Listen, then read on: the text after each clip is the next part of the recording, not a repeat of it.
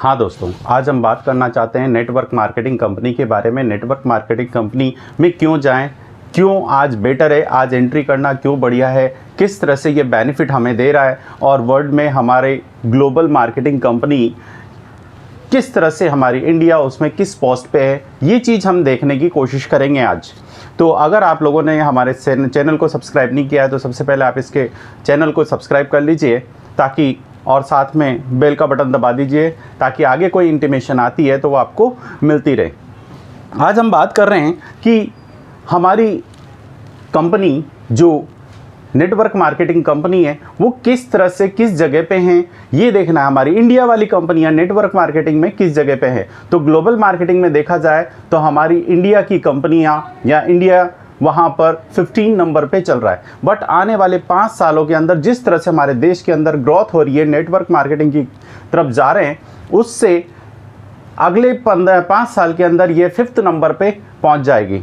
और ज़्यादा से ज़्यादा कोशिश कीजिए कि इसके अंदर एंट्री करने की कोशिश करें। ये टाइम सबसे बेस्ट है जिस टाइम को आप एंट्री करना चाहते हैं, और अगर नहीं की है तो करने की कोशिश कीजिए क्योंकि सबसे बढ़िया है। बात आती है कि कौन सी कंपनी आप चूज़ करें, कंपनी के अंदर क्या चीज़ देखा जाए।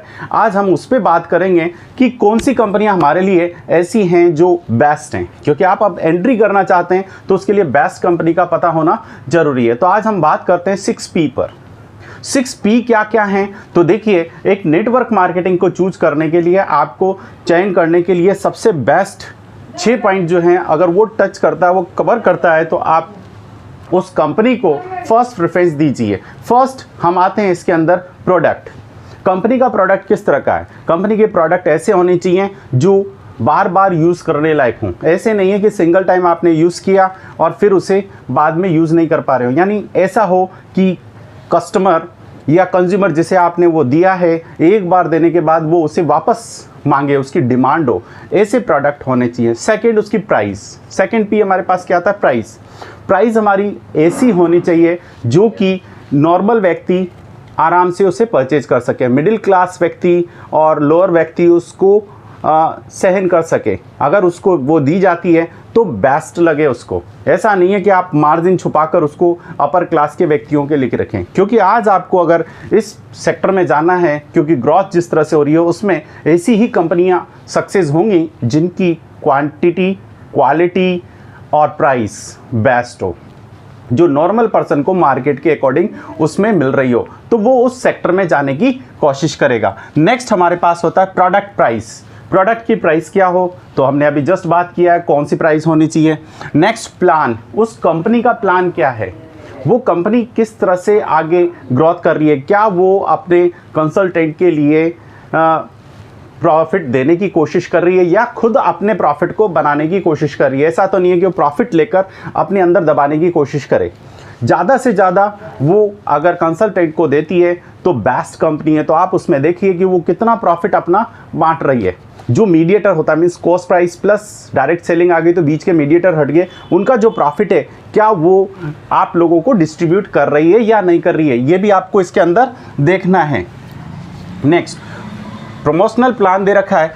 प्राइस में उतार चढ़ाव करना। उतार चढ़ाव किस तरह से, जैसे देखिए आपकी प्राइस अब मार्केट में आपने देखा कि अप पे चली गई है, अब वापस उसको इस तरह से लग रहा है कि ज़्यादा है मार्केट में प्रोडक्ट जिससे वो बनता है वो सस्ता हो गया है, तो उसकी प्राइस को उतार चढ़ाव करे। अपने कंसल्टेंट का ध्यान रखिए। अगर कंसल्टेंट तरक्की नहीं कर पा रहा है प्राइस की ज़्यादा होने की वजह से, तो उसको लो प्राइस पर लाने की कोशिश करें। ऐसी कोशिश करने वाली कंपनी में आप जाएं। ऐसा नहीं कि उसने तो प्रोडक्ट की रेट फिक्स कर दी है, अब कंसल्टेंट कोशिश कर रहा है बट प्रोडक्ट बिक नहीं पा रहा उस ज़्यादा रेट की वजह से, तो ऐसे में वो कंपनियां उसको मार्केट की लेवल पर लाने की कोशिश कर रही है, नहीं कर रही।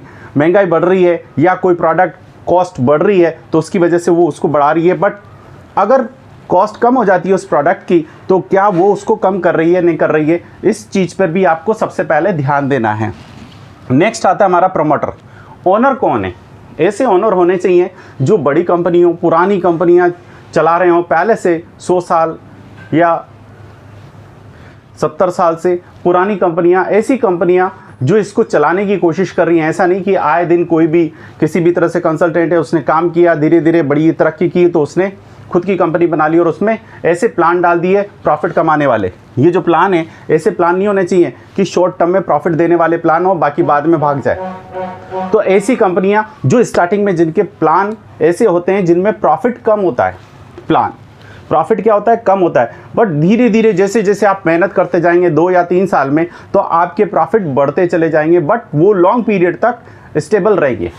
ऐसी कंपनियां होनी चाहिए। जो शुरू में ज़्यादा प्रॉफिट दे देती है वो कंपनियां लॉन्ग पीरियड नहीं चल पाती हैं, उनमें से व्यक्ति बाहर भाग जाता है। तो ऐसे में आपको वो कंपनी का चूज़ करना है जिनके प्लान ऐसे हों जो धीरे धीरे धीरे ग्रोथ कर रही हों, मेहनत पे डिपेंड करती हों। यानी शुरू में आपको मेहनत ज़्यादा करनी हो और बाद में एक लिमिट पर पहुंचने के बाद आपकी मेहनत कम ज़रूरत पड़े और प्रॉफिट ज़्यादा मिलने लग जाए। ऐसी कंपनियां कभी भागती नहीं हैं, ना कभी नुकसान पहुंचाती हैं। तो आया गया राम जैसी कंपनियां नहीं होनी चाहिए कि आई मैक्सिमम प्रॉफिट दे गई और भाग गई, जैसे उसके पास बहुत सारे हुए और भाग जाती है, छोटे छोटे प्लान लेके आ जाती है, तो उनमें नहीं एंट्री करें।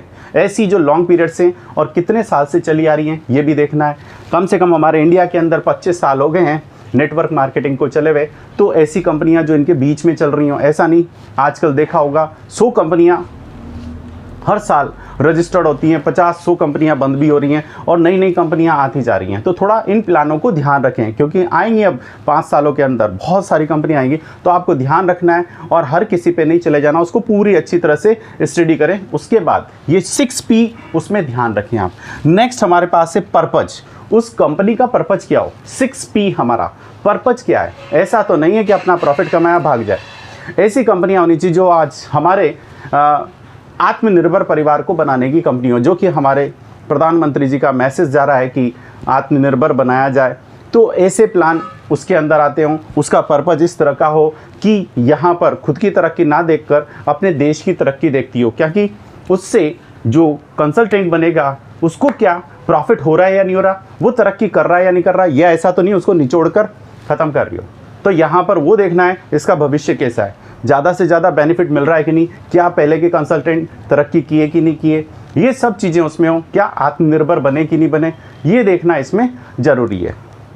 तो इस तरह से हमारे पास टोटल 6P हुए हैं। बात करते हैं फर्स्ट प्रोडक्ट प्लान, थर्ड हमारे पास हो गया प्राइस, एंड फोर्थ हो गया हमारा प्रमोशनल प्लान, प्रमोटर्स, फिफ्थ और 6 हो गया हमारा पर्पज। सो दोस्तों इस तरह से हमारे 6 प्लान हैं। अगर आपको कोई भी कंपनी अगर चूज़ करनी है तो इन 6 प्लान को आप ध्यान रखिए, 6P को ध्यान रखिए, उसके बाद ही आप एंट्री कीजिए।